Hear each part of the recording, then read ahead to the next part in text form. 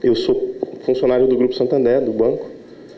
Eu tenho responsabilidade da operação da América do Sul, na parte de segurança, e de definições de novas soluções também para o grupo. Claramente, o que aconteceu agora é um reflexo de algo que já se vinha percebendo nos últimos anos.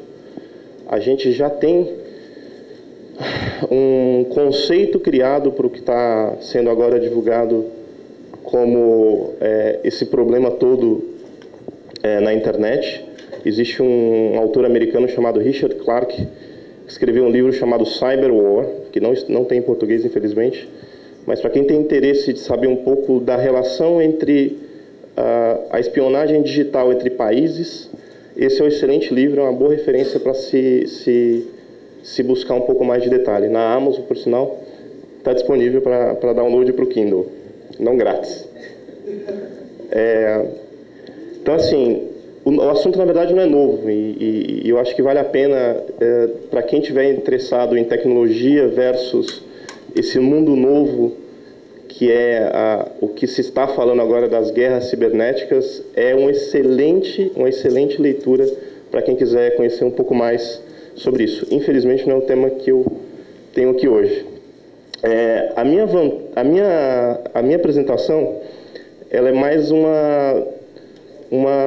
Hoje nós temos 3 pessoas falando sobre segurança, que é um provedor, um cliente, que sou eu, e um consultor, que é o que vende, o que ajuda as empresas a implementar tecnologias, entre elas cloud.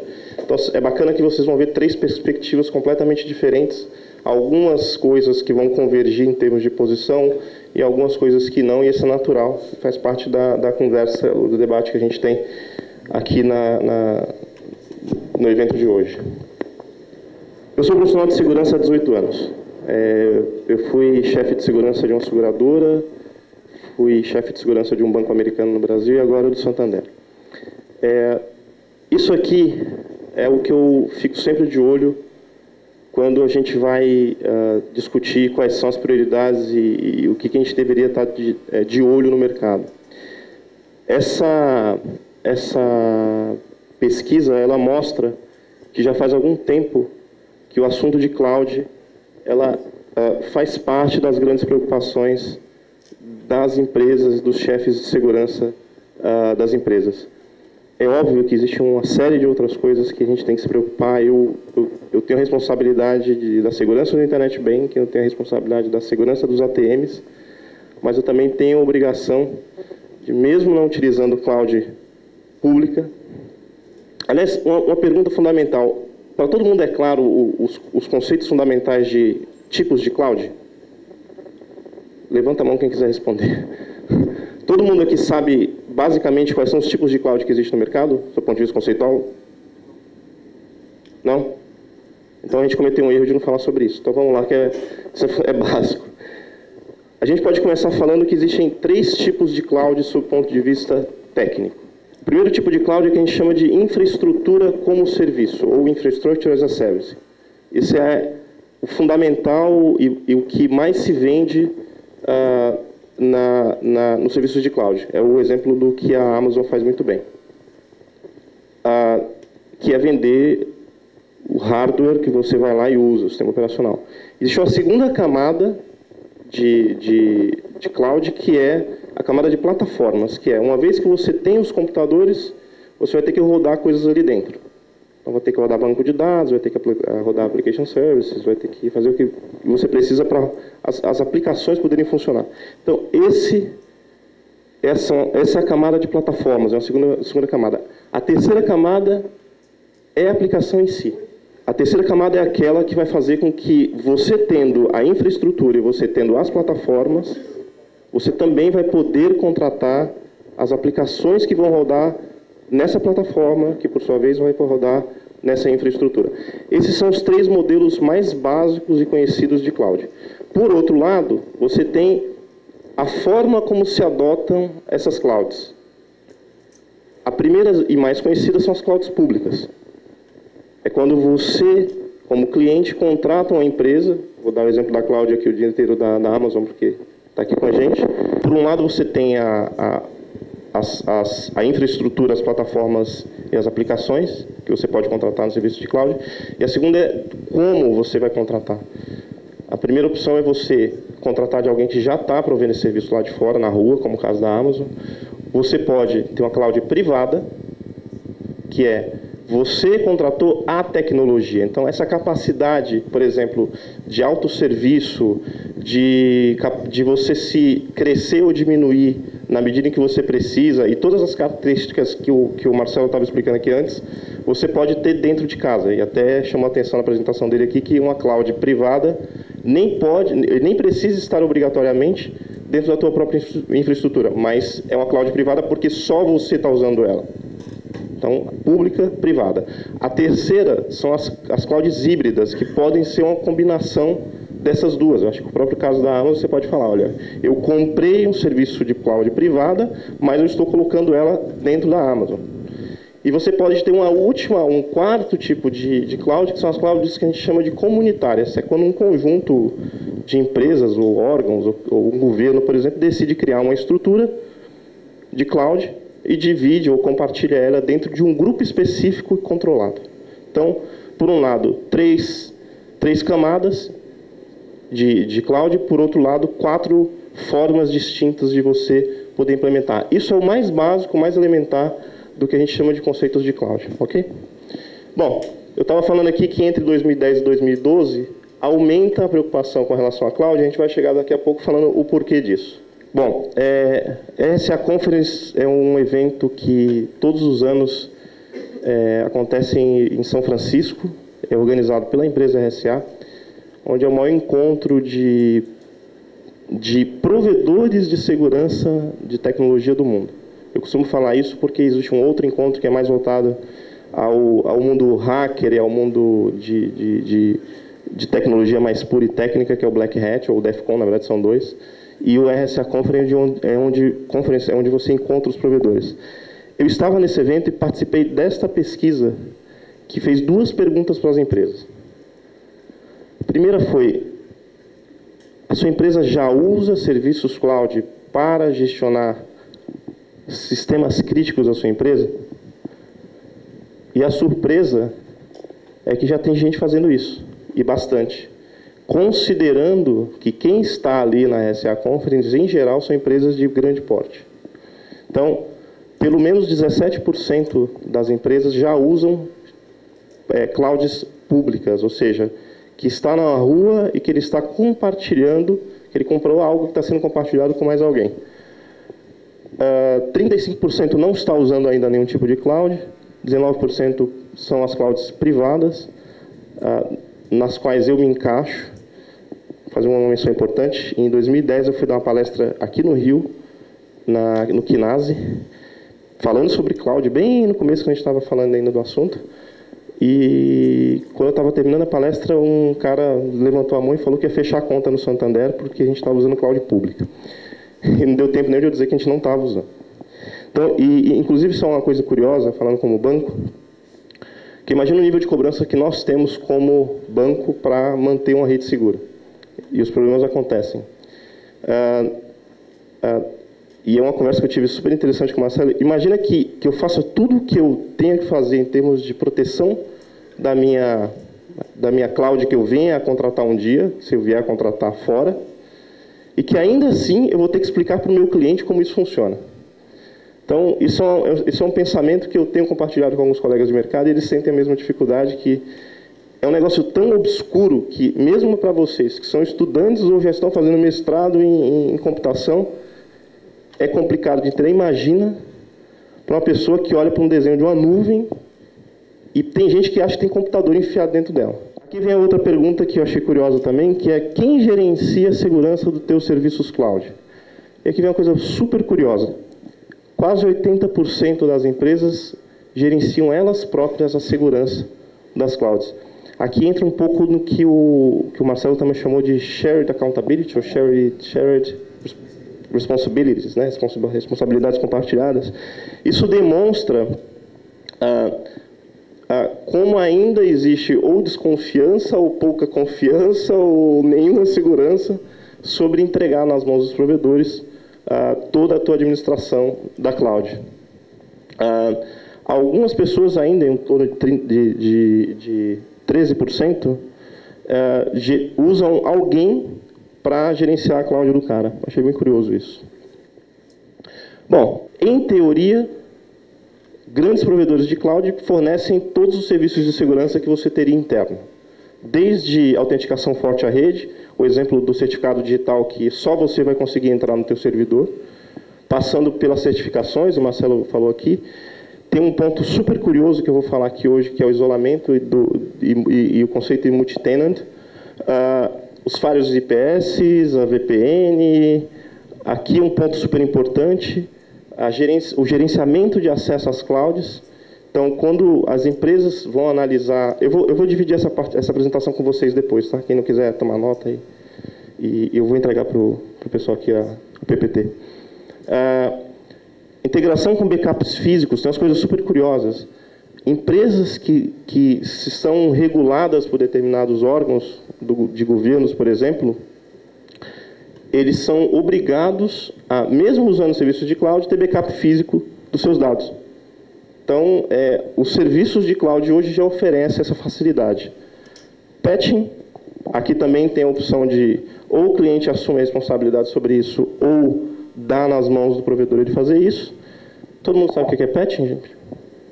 Aplicação de patches. Todos os dias, inevitavelmente, alguém que fabrica algum software ou hardware no mundo emite um alerta falando que tem um problema de segurança. Todo dia. Eu devo ter emitido só esse ano para a própria infraestrutura de Santander, só para as tecnologias que nós próprios utilizamos, algo em torno de 400 alertas. Isso dá mais que um por dia só das plataformas que eu trabalho. Então, manter as plataformas de tecnologia atualizada com as correções de segurança é um serviço que os provedores de cloud também são capazes de entregar. E o monitoramento, né? Eu vou falar aqui do mau uso de cloud daqui a pouco, tem alguns exemplos, e vocês vão entender a importância do monitoramento para isso. Aqui é uma coisa curiosa que é... Existe um grupo que vale muito a pena para quem tiver... deixa eu abrir um parênteses. Precisa-se de profissionais de segurança. Eu estava conversando com a Letícia ali no fundo, e eu falei, Letícia, o que você vai fazer? Eu sou PMO, mas eu já sou de desenvolvimento. Eu perguntei para alguém, e você? Eu sou desenvolvedor. Eu fui para outro, o que você? Você é de suporte. Pô, ninguém quer trabalhar com segurança? Cara, é a área que mais bem paga em tecnologia. Tá? Não é. Eu não vou falar de números aqui para não humilhar o pessoal de desenvolvimento, mas precisa-se de gente de segurança. Eu estou falando sério. Parece que o assunto é tão etéreo, tão na nuvem, que ninguém quer trabalhar, cara. Se alguém quiser ali depois conversar comigo sobre o assunto, eu estou aberto, inclusive a currículos. Vai ter que estar na mão já o currículo, tá?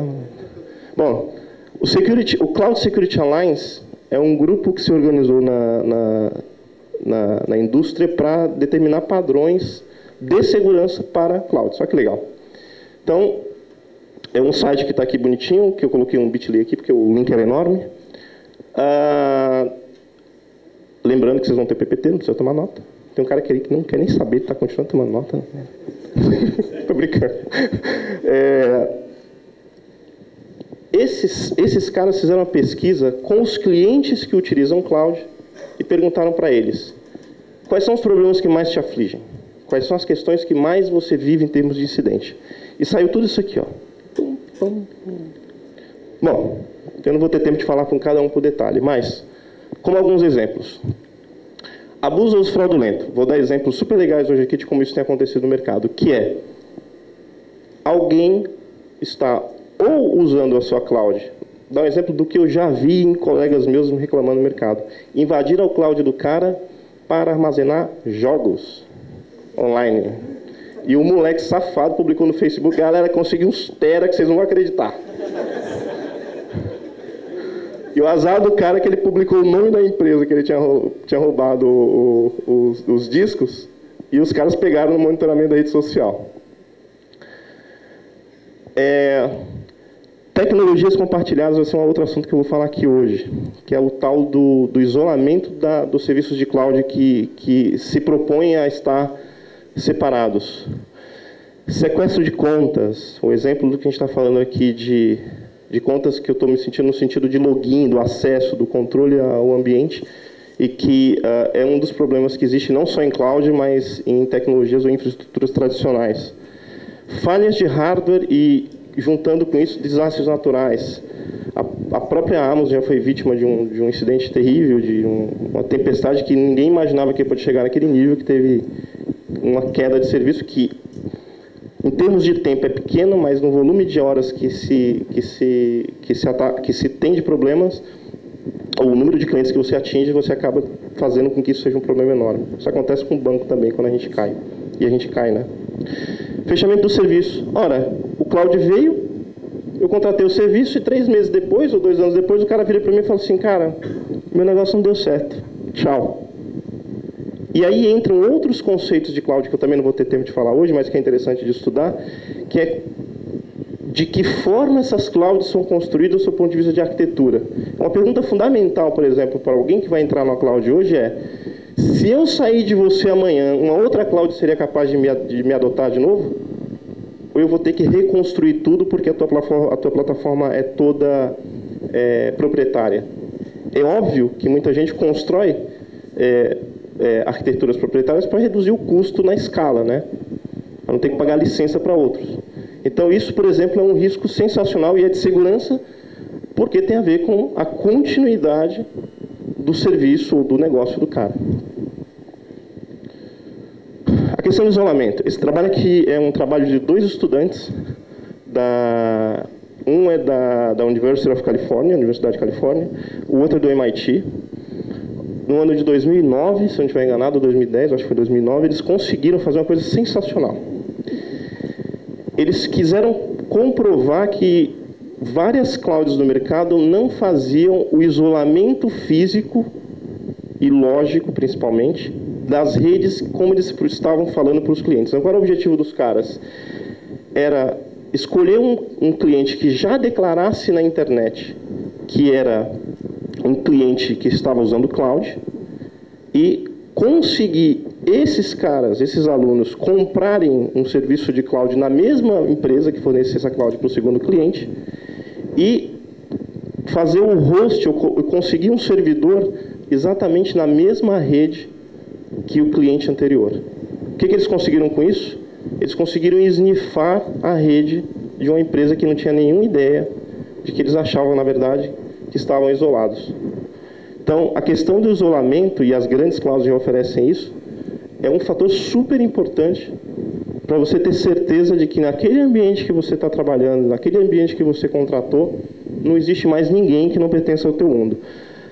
Tem mais uma coisa relacionada a isso, que é um efeito que se chama de noise neighbor, o vizinho barulhento. Que efeito é esse? Eu estava falando sobre isolamento. Agora, você imagina que um cliente decidiu comprar o serviço de cloud mais barato que tem, que está todo mundo numa mesma rede, são 100 servidores, eu comprei um deles e tem mais 98 ou 99 outros clientes que estão nessa mesma rede, que eu não sei quem são. Mas é a opção mais barata. E essa é a opção mais barata em cloud. É eu comprar um servidor num ambiente maior e vou usar ele lá. O neighbor, o noise neighbor, é um efeito que é os outros 99, ou alguém entre os caras que está ali, roubar a banda de internet que você contratou como parte do teu serviço de cloud. Então, esse é um problema conhecido que muita gente que tem cloud hoje sofre, porque como é uma opção de custo mais barata, acaba provocando com que ele não consiga atingir ou ele não consiga usar a cloud dele como ele gostaria. A propósito, a notícia aqui é justamente dizendo que a IBM, que é um concorrente da Amazon, eu posso falar pelo Marcelo hoje uma coisa interessante. Vocês já ouviram falar numa empresa chamada Gartner? A Gartner ela é especialista em dar informações para as empresas. Ela vende isso. É uma empresa de consultoria dedicada a fazer pesquisas de mercado e vender isso como produto. Ela fez agora há pouco tempo existe um conceito dentro da Gartner que chama quadrante mágico. O que é quadrante mágico? É 4 quadradinhos colados um no outro, na horizontal e na vertical.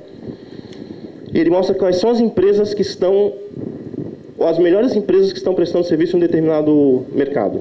Por exemplo, o banco de dados. Então, para a cloud, acabou de sair o último agora, e a Amazon, de fato, saiu quilômetros à frente da maioria dos outros, de fato, tem uma vantagem interessante. E a IBM está agora trabalhando, comprou um grande concorrente, um grande fornecedor de cloud no mercado americano, e está agora trabalhando para justamente ganhar mais espaço, e entre as patentes que eles acabaram de conseguir, foi uma que justamente faz com que este efeito negativo das clouds compartilhadas seja minimizado através de um determinado controle que é tão simples quanto, e não deve ser tão simples quanto, mover uma determinada máquina virtual de uma rede a outra sem o cliente perder nenhum minuto de disponibilidade. Isso é uma coisa interessante também para se estudar para quem estiver interessado em virtualização de ambientes. Bom, isso aqui é a minha vida, tá? Eu tenho como área de segurança fontes de informação externa baseadas em vários tipos de inteligência que me dão situações de risco que podem afetar a minha marca ou a minha empresa. Isso é informação aberta, obviamente. Então, isso aqui é um exemplo do que a gente chama de typo squatting, palavra nova. O type squatting é quando o fraudador quer criar um domínio, um site falso de uma empresa, e ele cria ou um nome de domínio que nós nunca registramos, porque a gente não vai registrar todos os nomes possíveis e imagináveis de domínio que exista, ou ele altera uma pequena letra, então ele pode colocar, por exemplo, Santander com M de Maria, e registra aquele cara. A gente tem percebido no mercado que alguns serviços de cloud estão sendo usados para registrar domínios de fraudadores. É óbvio que eu tirei aqui quem é o cidadão, ou qual é a cloud, não é a Amazon, que está por trás desse assunto. E quando eu der o PPT para vocês, não adianta tirar o negócio aqui, que não tem nada embaixo. Tá? Vocês não vão descobrir. Porém, começa com 200, é Brasil.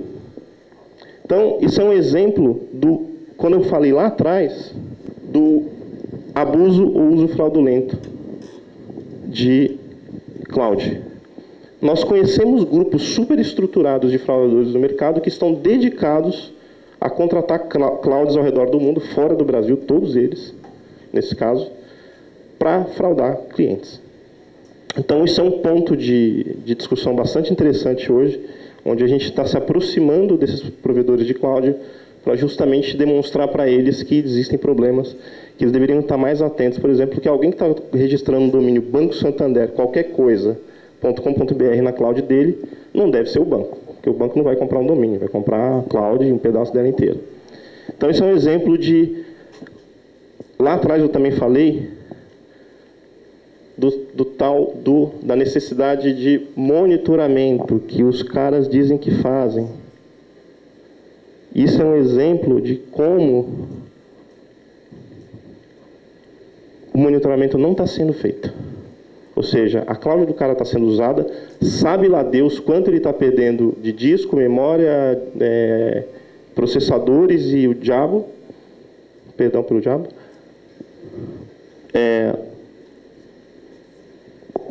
Uso fraudulento.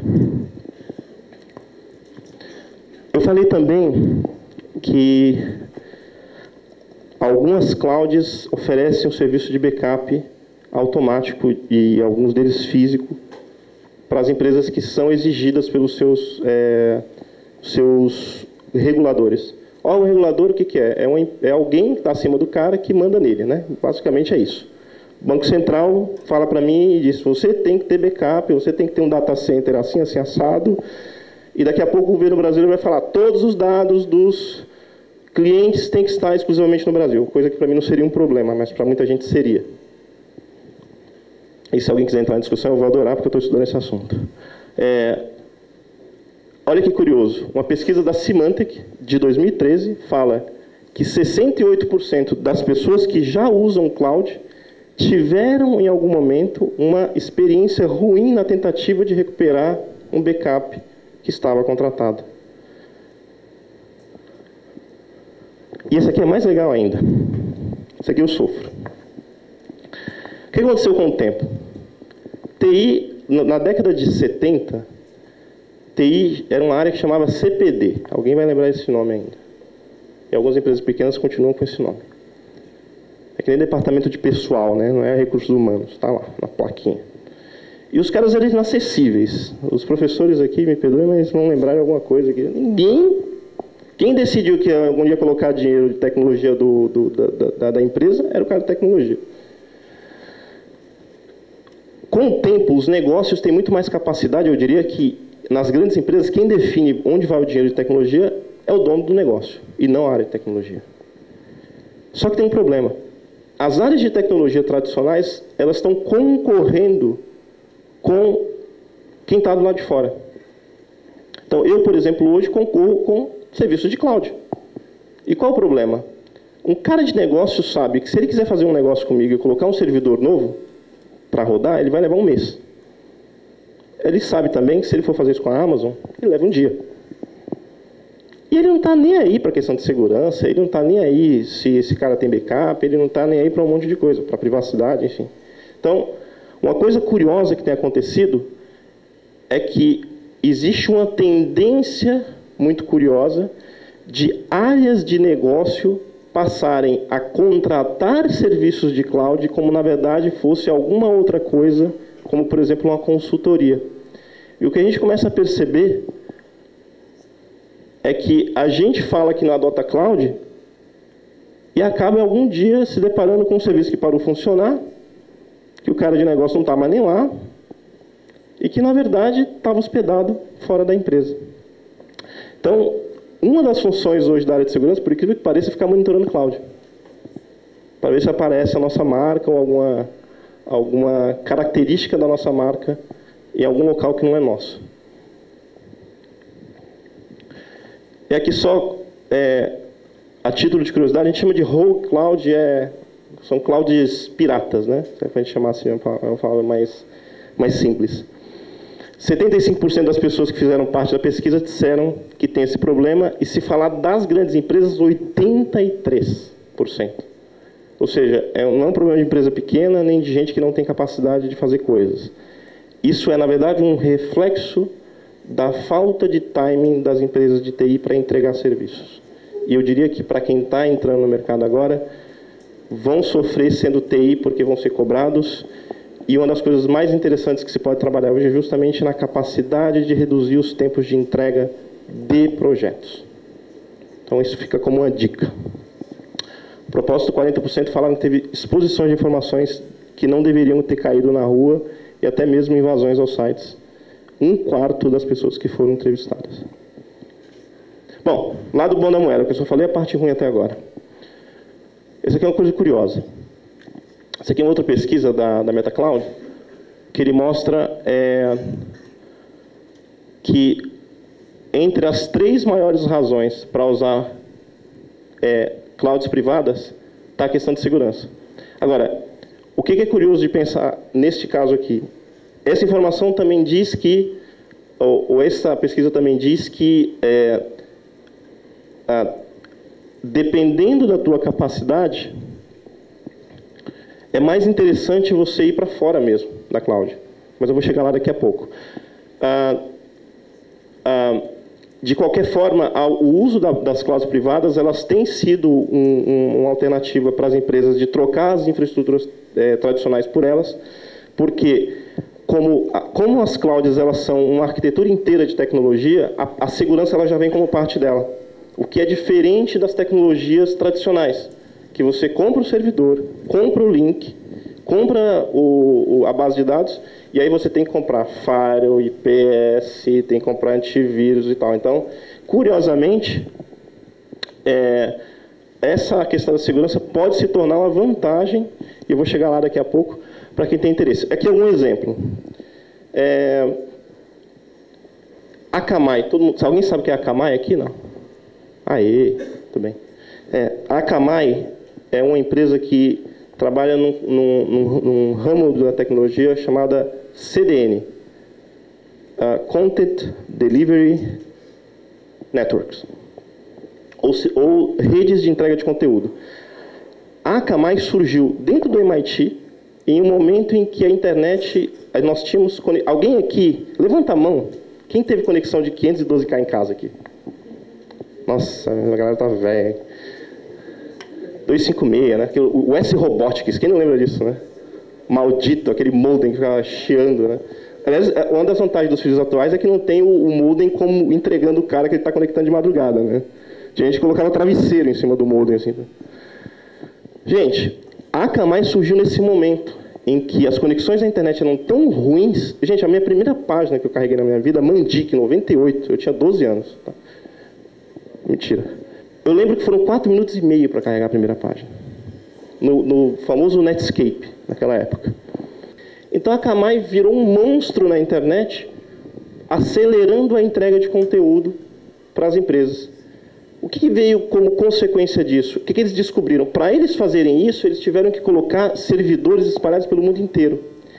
E aí começaram os problemas de segurança a pipocar na internet, e entre eles uma coisa que a gente chama de DDoS. Quem conhece o que é DDoS aqui? Muito bem, tem um monte de candidato à área de segurança aqui. Os ataques os ataques de negação de serviço distribuídos, que é um monte de computador atacando um único destino. E a Akamai hoje é um dos maiores provedores que protege as empresas contra esse tipo de ataque. Por quê? Porque eles têm um conceito parecido com o cloud também, que é o seguinte: se 1 milhão de pessoas pedirem acesso ao teu servidor, eu entrego esse 1 milhão de requisições de volta para o cara e entrego a página para ele de volta. E se for 2 milhões, eu também entrego. Eles têm, se eu não estiver enganado, no seu último número, algo em torno de 100 mil servidores espalhados no mundo. Possivelmente uma parte deles em modelo de cloud. E, curiosamente, o que eles perceberam é que, além de dar entrega mais rápida, eles também conseguiram fazer com que esse tipo de ataque fosse minimizado. Aí os caras que faziam ataque aprenderam que podiam fazer ataque de outra forma. Quem é desenvolvedor aqui já estudou um pouco de segurança deve saber o que é um SQL injection, né? Os 2 caras do fundo aí eu estou vendo aqui. Então, assim,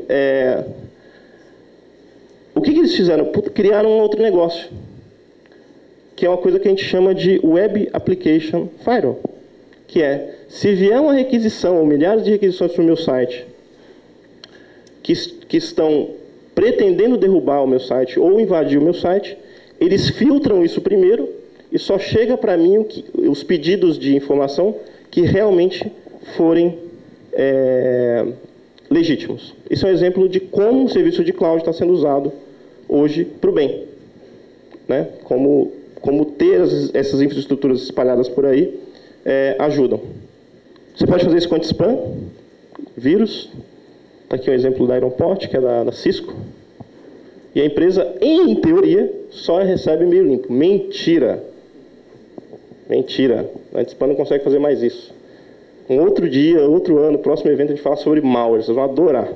Proxy, ou seja, navegação para a internet, os controles que as empresas têm, também podem fazer isso. E aqui é mais legal ainda, porque quando você contrata um serviço de navegação segura para a internet de um provedor de cloud, ele tem uma vantagem que você não tem, que é, ele captura a informação de todos os clientes dele, de tudo que é ruim que os clientes deles capturaram, vai para uma outra camada da cloud do cara, ele filtra aquilo e distribui aquela informação para todos os outros clientes dele. É sensacional.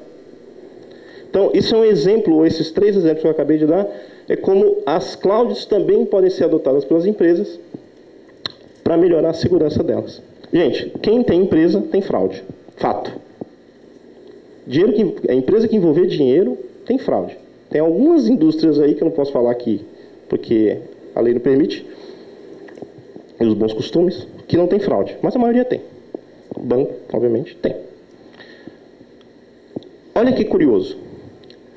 Nós estamos passando por um momento, vocês vão falar hoje sobre por meio de pagamento, certo? NFC e tal, outro assunto super legal. Aliás, ouçam sobre esse assunto. Essa coisa de pagamento móvel é super legal. Agora, olha o que está acontecendo com as empresas que estão entrando neste mercado, que, na verdade, estão roubando um naco do que tradicionalmente pertencia aos bancos, e que é super natural, o mercado está vivo e é assim mesmo. Essas empresas, elas não têm uma coisa que os bancos têm.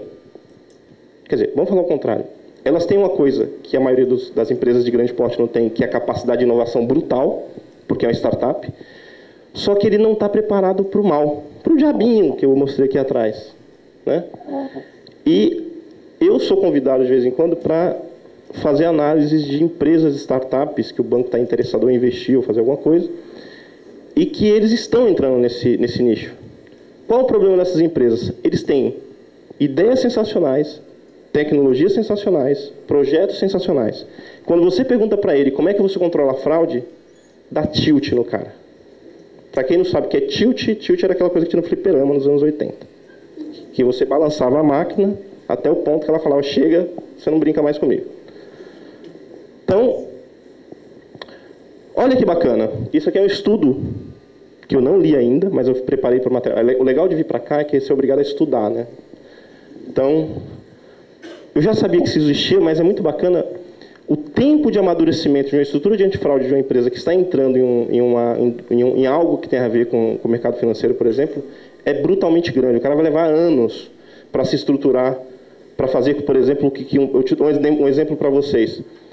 Para que eu consiga capturar que uma transferência de uma conta para outra, ela não é fraudulenta, vocês não têm noção da quantidade de inteligência que está por trás, de redes neurais, sistemas que controlam todo o fluxo de informação, triggers que me põem transações suspeitas em uma fila. É uma coisa sensacional. Agora, quanto tempo isso leva? Anos. As empresas têm equipes, as grandes empresas têm equipes dedicadas a isso. Esses caras aqui, ou empresas de cloud, estão faturando, entrando justamente na capacidade de reduzir o tempo dessas empresas, especialmente startups, na gestão de fraude, que pode, inclusive, tirar ele do mercado se ele não cuidar enquanto ele está construindo a empresa dele. Então, outro exemplo interessante de como o mercado de cloud pode ser explorado para o bem.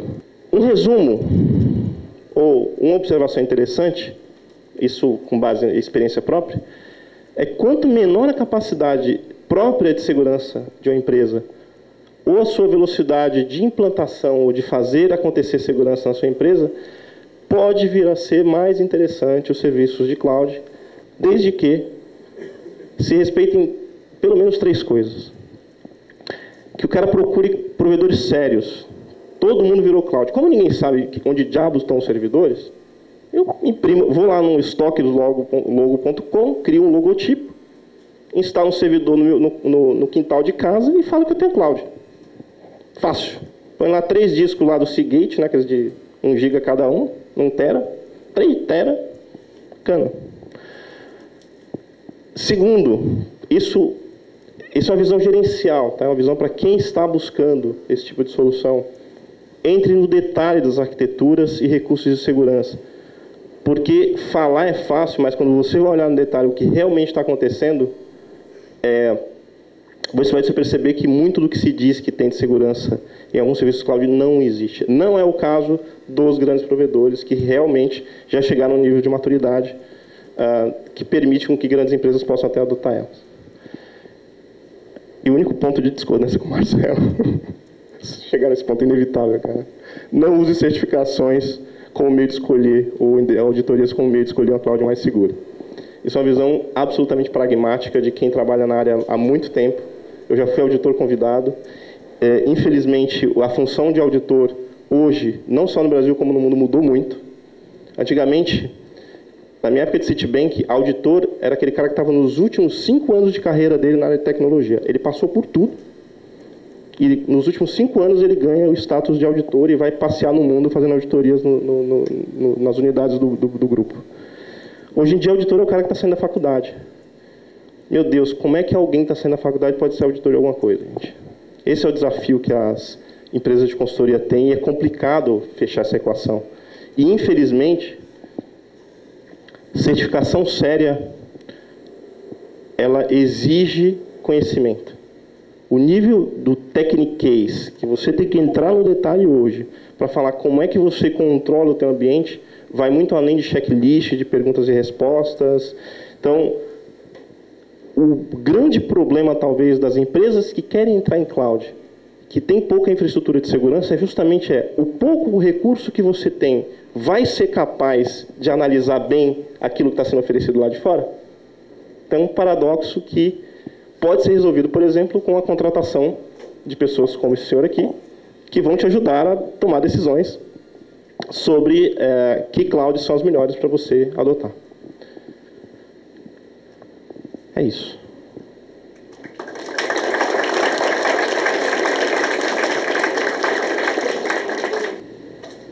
Assim, a maioria das clouds que eu vejo hoje em dia, elas têm um fator de engenharia social. É um spam que o cara clicou, ou alguma coisa do tipo.